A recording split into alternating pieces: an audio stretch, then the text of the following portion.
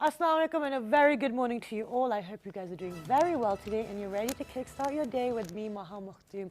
We have a very fascinating show for you today, and I say this every day, but we always like to give you information. We like to give you information on health issues, on international days, on cultural aspects that are going on music, everything that we can get our hands on. We'd like to share it with you because so much is happening within Pakistan. But now we are actually going to be discussing something that we also like to give you, but it's about right to information. It's about, as citizens of the society, what should we know? What are our rights? What is there within the legal framework? How do we use these systems? And you know that a lot of people like to come, we like to discuss what are the weaknesses, how can we improve the civil society. But the civil society can work if their legal, social, security, all these frameworks are in order. If you don't have those in order, if you don't know what the Constitution consists of, then you're not going to know what your rights are as individuals living within this society. So for that, we have been joined by some wonderful guests in the studio who are going to be telling us our right to information. What does that actually mean? And how is it linked with good governance? Because from 2013, there were RTI, right to information laws that were passed. And in 2013, they established Independence Information Commission. So we're going to be talking about what do these organizations and systems do, what is the civil society doing. So for that, we have been very lucky. We've been joined by some wonderful people in the studio to talk about what is going on. So we have been joined by Mr. Mohammed Anwar. He is the Executive Director of the Center for Governance and Public Accountability. Assalamu alaikum, good morning. Thank you so much for joining us. Besides Mr. Mohammed Anwar, we have been joined by Mr. Zahid Abdullah. He is the Program Manager at the Center for Peace and Development Initiatives. Assalamu alaikum, good morning. Thank you so much for joining us today. Besides Mr. Zahid Abdullah, we have been joined by Ms. Natalia Tariq. She is a Program Officer at the Open Society Foundation of Pakistan. Assalamu alaikum, good morning. Thank you so much for joining us. Okay, guys, so this is quite a heavy topic for a Wednesday. Wait, what day are we on? Wednesday. So I'm going to start with you, Mr. Mohammed Anwar. What is the right to information? Well, the right to information is basically the citizen right to know about its government. When we say about the government, we said all the public bodies which are performing within the any state, citizen has actually the right to know about what they are doing, how many budget they are collecting through taxes, and how their tax money is actually utilized by the governments. Okay, great. We actually had a show on tax the other day as well. So basically this is about the basic information. We need to distinguish between two things. Okay. One is the public information, about which we are talking. Okay. One is private information. Right. Privacy. So privacy is like getting private information is equally prohibited or not allowed. Okay. Right to information about the public information is a fundamental right which every citizen should have to see how they are going to, and it is a basic for democracy. Okay, so it's basically about knowing what the government is doing, what the governance is happening. Yeah. Okay, wonderful. I forgot to put my phone on silent or airplane mode. But now, moving forward, we are celebrating the 14th International Right to Know Day. That's correct? Yeah. So I'll ask you, Mr. Zahid, what is this? Basically, everywhere throughout the world, governments are very possessive about the information. They try to share as little information with the citizens, and the citizens always keep on trying to have maximum access to the information. So 14 years back, civil society organizations around the world, they gathered in Sweden, and they decided to start celebrating a Right to Know Day every year on this very day, 28th of September, and they've been celebrating this day to highlight the need for putting in place legal procedures, mechanisms through which citizens could have access to the information which is with the government, because government is not the owner of that information. Government is the custodian of that information which it keeps on the behalf of citizens, and citizens can have access to that information. So this day is celebrated around the world to highlight the need for effective right to information legislation. Okay. Yeah. So, Mr. Thalia, we've highlighted what is the right to information. We've highlighted the importance of observing this day. As a citizen of this country, why do we need to know? Why is it especially important within Pakistan? So I think that it's important to highlight that first and foremost, your right to information is your basic fundamental right, right? It's been declared as that under the Universal Declaration of Human Rights, but right to information, I think, is a very important right for an average citizen because it actually is instrumental in helping you to achieve your other rights. Okay. I'll just give a very small example. So, for example, you are a parent of a child who did not get admission to a school, and you know that the child did well in the test, but for some reason the child was unable to get admission. You can actually use the right to information legislation to make public the answer sheets, for example. Right. And so in that sense, that right to information is actually helping your child achieve their basic right to education, for example. Okay. And now within Pakistan, what is the legislative frame, like what's the landscape within Pakistan for RTI? Well, in Pakistan, Pakistan was the first country actually in South Asia which had freedom of information. So we use it interchangeably. Freedom of information, right to information, access to information, they're the same meaning. Okay. So Pakistan was the first country in 2002 which has the freedom of information ordinance before even like any other South Asian country. Okay, so that's a great thing that we were one of the first ones, but what have we done practically since then? Yeah, so actually the freedom of information ordinance was not as effective as one would expect, but after like 2010 when there was 18th constitutional amendment, right to information was declared as a fundamental right under the Article 19A of the Constitution. So after that, all provinces within Pakistan and the federal government are required to have effective right to information law. It was basically started from KP and Punjab, so both have legislated a very good laws as far as the right to information is concerned. They can actually ensure the right to information. So that's Sindh and Punjab? No, there is a KP, Khyber Pakhtunkhwa, and Punjab. Okay. Now, what about the rest of the provinces? What's happening there? Well, sorry, I'll ask Mr. Zahid. Yeah. Okay. Well, there are two sets of right to information laws, as I call it. First generation RTI laws, as Anwar mentioned, the Freedom of Information Ordinance 2002 that we promulgated in 2002. Right. And the provinces were supposed to legislate on this issue because so much information is available at the provincial level. Because and the other thing is that Freedom of Information Ordinance 2002 was only applicable to federal government public bodies. So provinces. I think you're gonna have to slow down because there's a lot of like technical terms there. Okay. So let's slow down. Okay. Yes. Then. Okay. I'm kind of lost actually. Okay. So there's federal level and provincial level. Yeah. Okay. So at federal level, we have this law, Freedom of Information Ordinance 2002. At the provincial level, instead of having their own laws enacted, what Balochistan and Sindh did was that they replicated the Freedom of Information Ordinance 2002, which was already, although first RTI law, Freedom of Information law in South Asia, but highly ineffective one. Right. But as Anwar mentioned, Khyber Pakhtunkhwa and Punjab, they did not replicate this law. They came up with the new ones in 2013, and these new laws are highly effective and very powerful laws. Excellent. Yeah. Okay, now in regards to the power of these laws, do we have any success stories or any examples that we can share? Not. Yes? Yeah. Okay, go for it. Actually, so we have, if you see the KP Information Commission website, they have actually compiled very good stories about that. Two stories, when one person actually tried for a job, he didn't get it. He actually then asked the department, agriculture department, to provide him the merit list.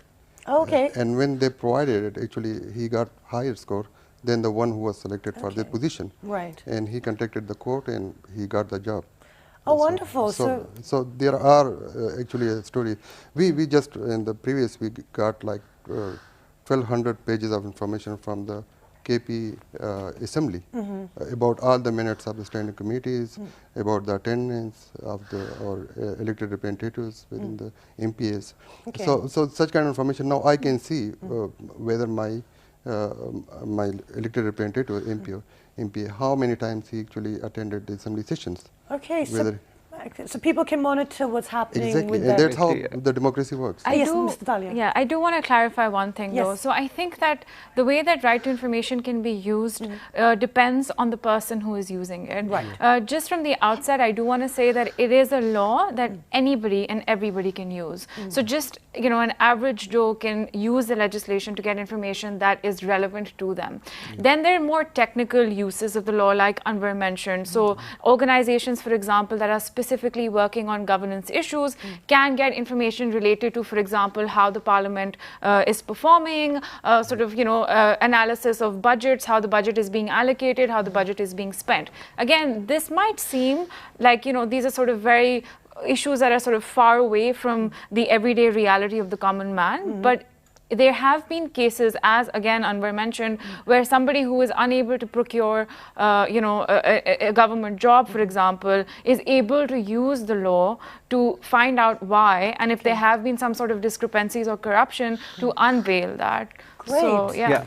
And there is another, you know, very interesting aspect of this right, that, you know, not only that you can get, you know, certified copies or you seek information from the government in writing, but you can also, you know, ask a government department that please provide me a suitable time where I could come and I could inspect certain documents. Right. So he has the right. And then very interesting case study happened in Multan under Punjab right to information law, which Mian Shahbaz Sharif led government enacted in 2013.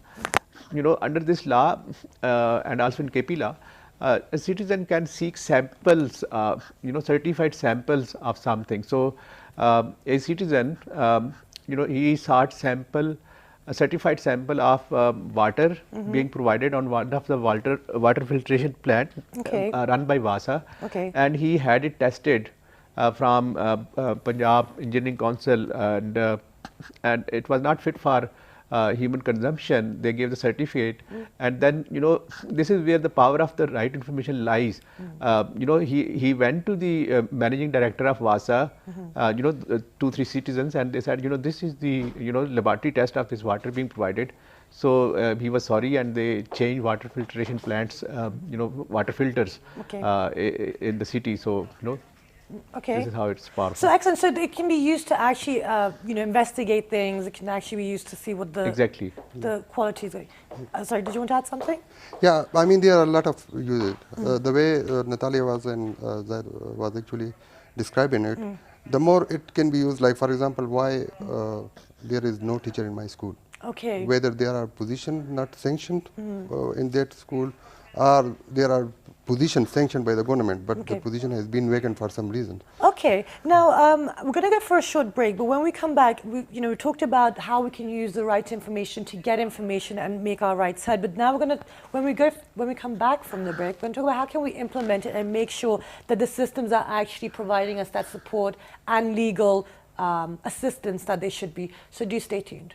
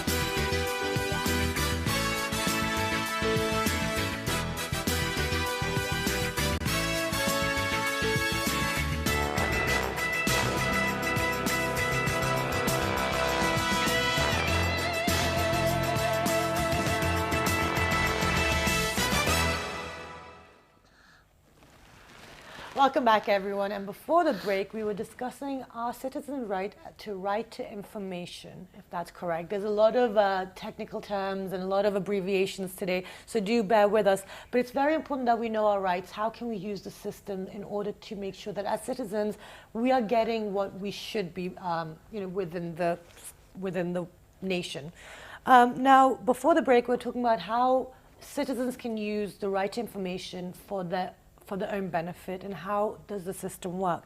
Now, if you haven't been given a job, or if there's no teacher in a school, there is a citizen's right to get that information. Why is there no teacher in the school? Why did I not get that job? So now we've talked about that we have the right to this information, public information. What is the process for a citizen first to acquire this information, and then actually then to make sure that the other systems are in place so that, maybe if the law has been broken, or like you said, Ms. Natalia, this corruption, how do we fight this? I'll start with you. Okay, so I think that we do have two good laws in place, as we mentioned, in KP and Punjab. We have weak legislation in Sindh, Balochistan and at the federal level, but there are still laws that exist in those provinces and at the federal level as well. Okay. So that's a start. Okay. I think though where things get a little more complicated is when it actually comes to the implementation of these laws and actually getting people to start using them. And I'm really hoping that we can use this as an opportunity to make people aware that you do have these excellent laws in place. I'm going to start using these laws. Yeah, I think after the but show. most people don't know about it, or think that it's going to be too complicated, but it's not. And we'll walk you through the step-by-step process for actually accessing this information, and you'll realize that it's actually a fairly simple process. Okay. But just to highlight that the implementation, I feel, is like the harder battle, and I feel like often you have very good laws in place in Pakistan, but they're not necessarily being implemented. Exactly. So when we talk about the actual use of these laws, there are two sides of it. One being, are people actually requesting information, right? So how do we get them and encourage them to do that? And the other being, are the government bodies actually providing that information? Right. Right? And I think that's where the role of the information commissions comes in. And I think I'll pass on to Zahid if he can talk a little more about how these new laws that we have in KP and Punjab allow for the information commissions to sort of make the entire process more robust. Okay, tell us, Sam. Surely. I mean, this is the common complaint that we often hear, that, what's the use of having these laws? Laws are not implemented. Actually, the beauty of these laws is that there is enforcement mechanism inbuilt in these laws. So, number one, the process itself is very, very easy and very cost effective for seeking information. For example, under both these KP and Punjab RTI, right to information laws, a citizen can seek information on a piece of paper, any plain paper, or if the public body has email address, so he can shoot an email, and referring to the law, he can say that under Punjab Transparency and Right to Information Act 2013, you are requested to provide me this information. Right. That's it. You are not supposed to file any submit any fee. You just write down your request on a plain paper and send it via registered post that so that you have proof that that you sent this information request. And under both these laws, government departments in KP, they are supposed to provide you requested information in 10 working days, and they can take 10 more days if they have to gather information from different sources. And in Punjab, they are supposed to provide you the requested information within 14 working days, and they can take further 14 working days. Right. So, for example, you don't get reply, or you are not satisfied with the response of the public information officer. Now, what you do? So, in both cases, there is Khyber Pakhtunkhwa Right to Information Commission, and in Punjab there is Punjab Information Commission, and you lodge a complaint, you send them the receipt of that registry post and the copy of your original information request, and ask them, I sought this information and they did not provide it.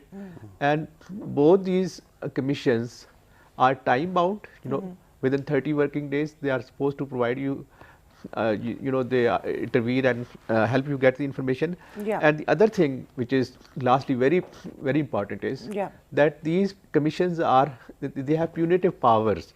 Right. Like for example, if some public information is obstructing access to information, in case of Punjab, if Punjab Information Commission is reasonably satisfied that the public information is unlawfully delaying or denying access to information, they can impose a fine, which is deducting 2 days of salary for each day of delay.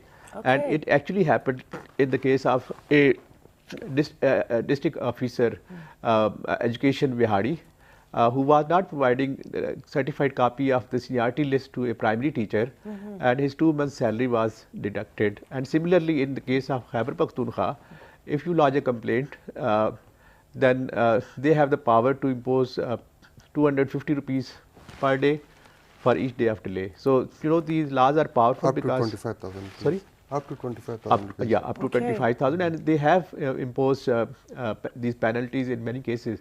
So and the other thing is, which is very beautiful, that both these Khyber Pakhtunkhwa Information Commission and Punjab Information Commission, it is in their mandate to change the mindset. Okay. Because it's very in our culture, first reaction of public bodies, government bureaucrats is to not to provide the information. So it's a culture. So they are empowered to create awareness, train public information officers. They have budget to raise awareness. So they can intervene at many fronts. Okay, great. I mean, technically, theoretically, it's all there. Yeah. And also, right information and the way it's implemented is a direct relation to good governance. Good governance is something that we are working on within Pakistan, and you guys are all part of the civil society. You all represent different organizations and foundations. But this is all well and good, and I don't want to be, I think I'm going to be the negative one today.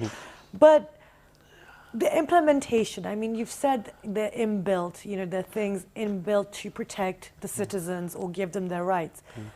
But more often than not, we see that a lot of people do face the hurdles. That's why the attitude, what's the point? There's no use.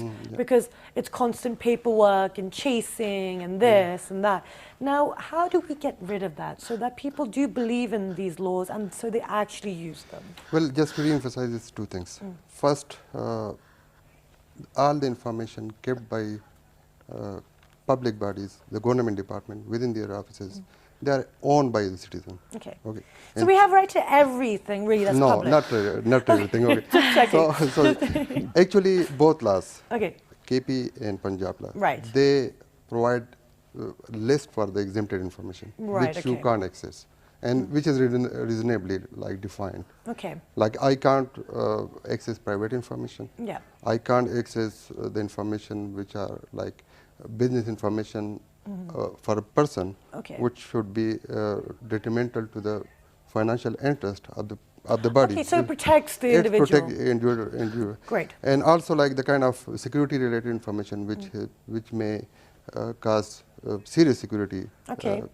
threat to the state. Okay. So I can't access the information, and that is actually the Information Commission are there to decide whether they are exempted information or not. Right, okay. So being a citizen, I can actually ask for any kind of information, but whether that information should be provided to me or not, It's decided by... Information Commission, and I have the right to go to the Information Commission Okay. if I am denied that information. So the first case. The second is that implementation has two sides actually. One is citizen and one is the public bodies. It starts from the citizen actually. Okay. So if I'm not filing information request, the law will not be implemented anyways. So the more the people actually know about the law, the more they actually know how to access the information, the more the law will be implemented. Okay. So that is actually started from me. The second step is whether I am provided with information or not. That is the second step. Okay. But the first step actually started from So me. it starts from your own self. You have to know what your rights are. I want to ask Ms. Natalia, you work for the Open Society Foundation. So what is it? Because that's the thing, it's about people trying to believe in the system and get them to use it. So if you don't use it, then the law can't be implemented. But if you use it and the law is not being implemented, you're kind of stuck between a rock and a hard place. What are you guys doing in order to kind of create that hope and actually give that reassurance? So it's a little bit of a chicken and an egg argument, right? So do you have good laws in place and then people will start using them, or do people start requesting information which then pushes for good legislation? I think that with the Open Society Foundations, our broader mandate is to promote transparency and accountability in public affairs. So we want to create an open society where citizens can participate effectively in decision making, and where we have government bodies that are also, delivering as per their promises. Okay. So right to information, we think at least, is one of the most important tools to actually achieve that. Okay. The efforts that we have been making is like supporting both sides, as Anwar mentioned. So while it's important to create political pressure and do advocacy around creating effective laws and then having, strong, for example, independent information commission in place, training information officers in a way that they know how to collect data and then also share that information is one side. And then the other side is actually encouraging the average citizen to start using the law, which unfortunately is not happening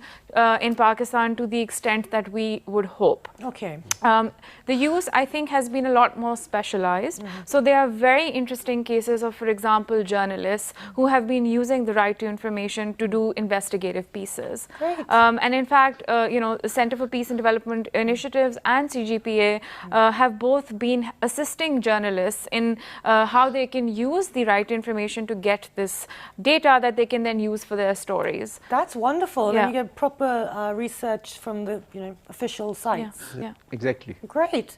That's really good. Actually, now I'm kind of interested. I'm going to go look up the website.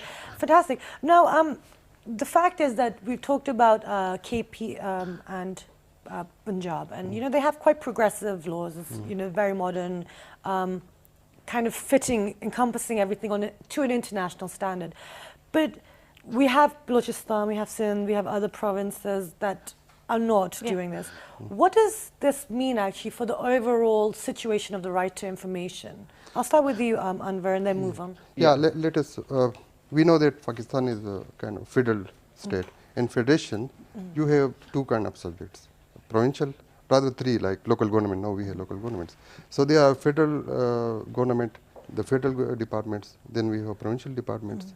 And actually, under the constitution, these both, the constitution define different departments. Okay, so one is like we are being asked more often, like at the provincial level, that why we can't access information regarding WAPDA. Okay.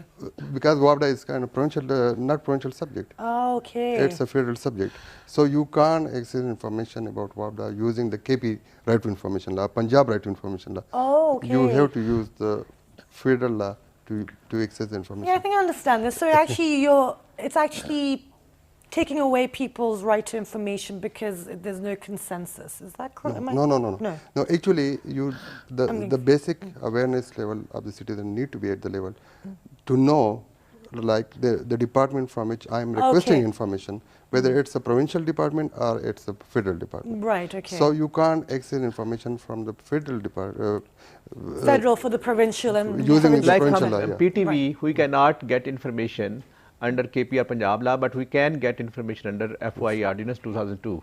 Which is a federal law. It's a federal law. And it's a federal So it department. depends on the subject and the public body. So for example, if I'm requesting information from a public body which is a sub-national public body, so say it's like the KP Education Department, I can use the KP law to get information from the KP Education Department. Okay. No, I don't know if I'm going to get into trouble for this. But what about, so for example, so PTV. Yeah. So what happens with that? Like what information? What is that? It's a federal. So Federal. So we can get information on PTV department. from federal. We can, but we need to use federal law. Yeah, so we use a federal law and system in order to request the information. Yeah, exactly. Oh, interesting. But because it's so how you define a public body, it's essentially a body which is owned and run by the government, but it also includes groups which might have part private sector ownership. Okay. But if a large part of the money is coming from the government, then we would consider it a public body. So a lot of universities, like public sector universities, for example, fall under the ambit of these laws. So two things. When we are asking about what happened to Sindh and Balochistan, so we are talking about the laws now. Yes. The laws in Sindh and Balochistan is in one category and it's federal. So Okay. federal, Sindh and Balochistan. Okay. The KP and Punjab laws in the second category. Okay. So under one category, which include the Sindh, Balochistan and Yep. federal, when you are requesting information, you need to file information request with 50 rupees fee. Okay. There is no fee under the KP and Punjab Right, right to okay. information law. Okay. Under the one category, the first category, federal, Sindh and Yeah. Balochistan, you need to show the reason that Okay. why you need information. Under the KP and Punjab, you don't need to show any reason Okay. because it's your right and you can access information. That's a very difference in the Yeah. rights for the citizen. Yeah, exactly. And coming back to the earlier point where you were being very skeptical, Yes. Mahmood, I'm I would sorry. like to address that.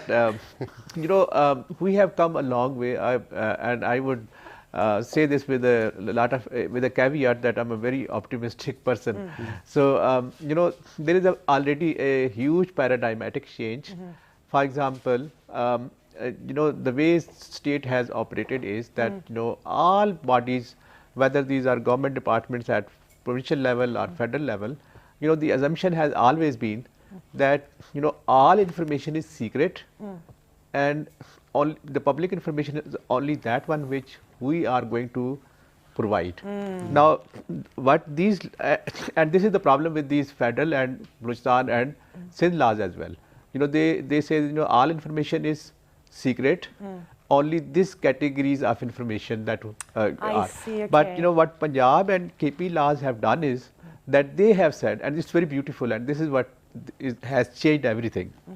Whole paradigm, the whole game, is that they said this brief list and to which we all concur and agree that information about the health of Maha which might be available with the PIMS maybe any hospital.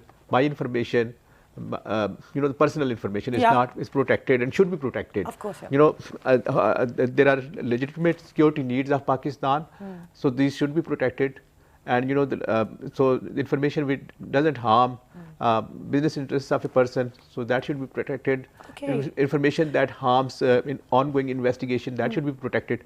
So apart from this very brief list, they say this information will not be provided, and rest of the information is public. Okay, so that great. is beautiful. That is absolutely wonderful. It's just I wish the doctors would stop sharing their patient information. Apart from that, we're fine. And just one brief point, Yes. as well. And the other thing is in both these laws, it's not that the citizens will be seeking information and the public bodies will be providing the information. Under KP law, there is section 5, and under Punjab law, section 4, Okay. which is about proactive disclosure of information. Now, under these laws, government departments have been made legally bound to provide proactively. They are supposed to provide about their budget, about the functions that are performed by a given public body, the perks and privileges that a public body provides, are the licenses, everything that a public body does. They are supposed to put this information on notice boards, on websites. So it's not that citizens will be seeking information and they will be providing, but they have turned it upside down. They say that you should be providing this information even a citizen asks or doesn't ask. Okay, so just be giving the information. Excellent. So that's a really good attitude. Now, because we are running short of time, I just like, we've talked about some of the success stories, which is great. It's really, heartening to hear these things. But going forward now, what is it that will be discussed in the International Day? Because, everyone's getting together, if I'm not mistaken, to discuss the situation. Going forward now, what is Pakistan looking at? If I'll start with you, Anwar, and we'll move across to... I mean, we are looking at to have strong right to information law at the federal level The discussion is underway, and we are expecting to have strong RTA law at the federal level soon. Okay.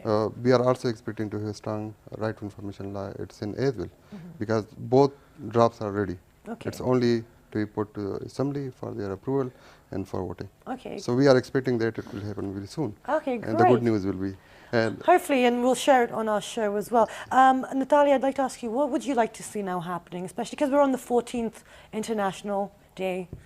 So, you know, as I mentioned before, you know, sometimes we focus a lot of our attentions on having good laws in place, and they're there, but they're not necessarily being used. I'm really hoping that as a result of this show, we will actually have people start filing requests, and really to be able to see that this is not just some sort of abstract legislation that exists, but this is something that actually improves the day-to-day lives of people. It improves public service delivery. It allows you to become more active participants in a democratic process. And you know, if we want to have an open democratic Pakistan, right to information is really one of the, I would say, really incredibly important it's tools considered for to be that. oxygen for democracy. It really is the oxygen for democracy, and as I said, it's the right to achieve all rights. So, you know, it's not something that's just out there in some law book, in some constitution of Pakistan. It's something that you and I can use to actually improve our lives. So I would really want to see that happen. I really hope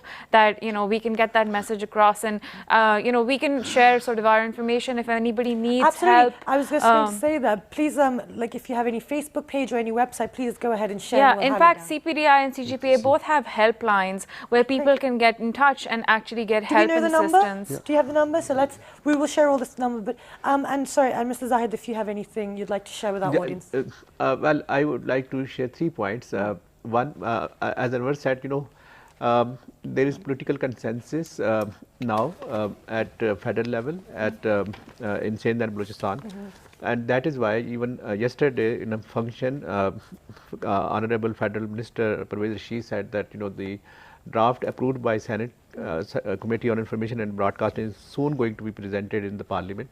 Great. And he was saying that, you know, he is taken it to the heart, and he is going to ensure that it is presented in the Parliament at the earliest. Wonderful. So that is very good. And the other thing is that at Sindh, in Sindh there is also realization. So they have drafted this the Sindh Transparency and Right to Information Act Bill 2016, which is very good. It has some lacunas, and we have you know, given feedback to them, and tomorrow we are going to we will be having a conference with them, and the leadership will be there, and hopefully they will approve the new draft, and it will be a good law. So one point, we need good laws, and you know, my next dream point is that this you know, this 14th Right to Know Day, this year UNESCO has taken up this concept, and they are also celebrating it, and soon it is going to be owned by UNO as well. Excellent. So hopefully one day, you know, all across the world, people will be celebrating this Right to Information, Right to Know Day. And the third, okay, we need to hurry up because we need to wrap up this show. yeah, sure. And your third point? So, and the third one is that, as Natalia mentioned, that this law has huge potential for investigative reporting. And journalists have already used this law, and they have contributed excellent stories.